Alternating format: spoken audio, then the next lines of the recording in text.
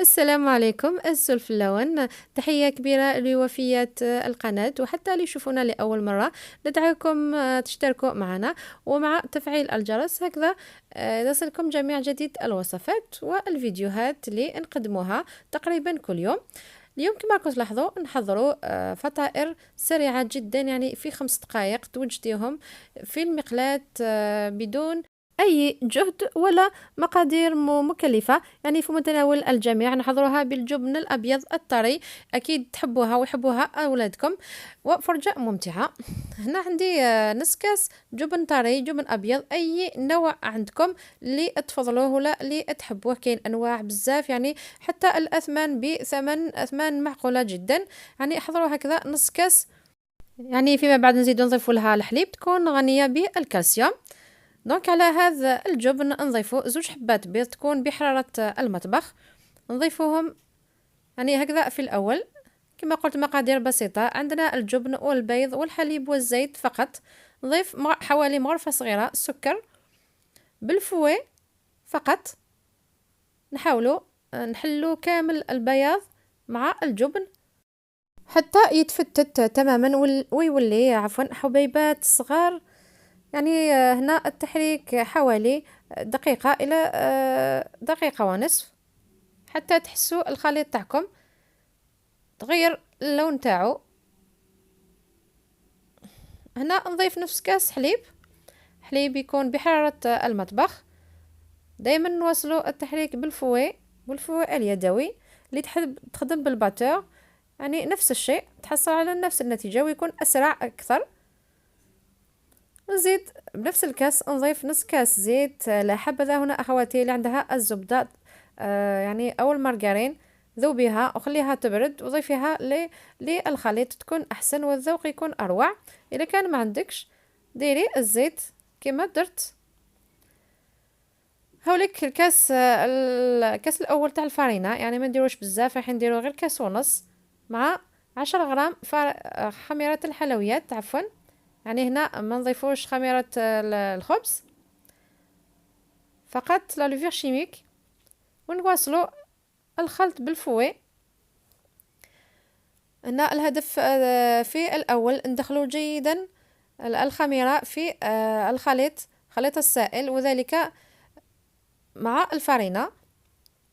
هنا تحسوا أنه الخليط تاعكم بدا يثقل. هنا الحبيبات اللي راكم تلاحظوا ليست الجبن بل هي حبيبات الفرينة. لا ستجيثي سمثين قوسنا دي تدون اكتخ مع لا فيرسيون استقباليث. نواصلوا نزيد النص ولكن نضيفوه بالتدريج. تقدر تكون الفرينة تاعكم تتشرب، يعني نقدروا نضيفوا فقط ربع، ولكن انا هنا درت نص كامل، يعني وانتو درت كاس ونص.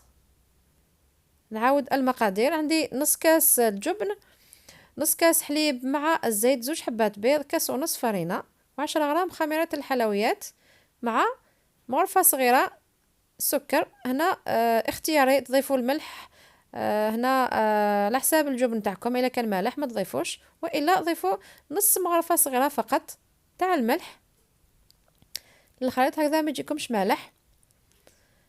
هنا مباشرة نسخنوا المقلاة تاعنا، دهنوها بشوية زيت فقط بالفرشاة هكذا، يعني ما ديروش بزاف غير ما تلصقش. بأي حاجة عندكم فرغوا هكذا كمية. كما قلت المقلاة تاعكم تكون سخونة، ما تقووش النار بزاف، خلوها غير نار متوسطة، يعني بالخف طيب ما تبطاش. حاولوا تسووها وتحلوها. اللي عندكم اطار ديروه هكذا تحصلوا على شكل دائري، والا الشكل ما يهمش كطيب لكم من التحت. طيبوها من الجهة الاخرى.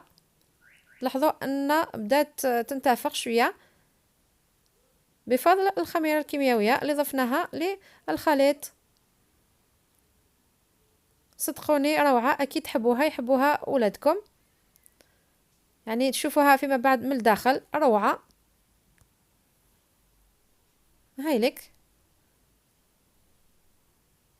كطيب نحيوها ونواصلوا في البقية. نزيد لكم واحدة أخرى، يعني هكذا تفهموا الطريقة اللي تحلوها بها.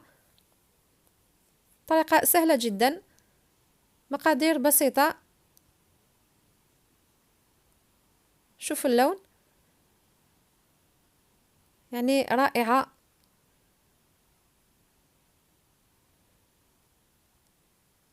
في التقديم تقدروا تاكلوها غير هكذا، والا ديروا عليها شويه جبن او المعدنوس.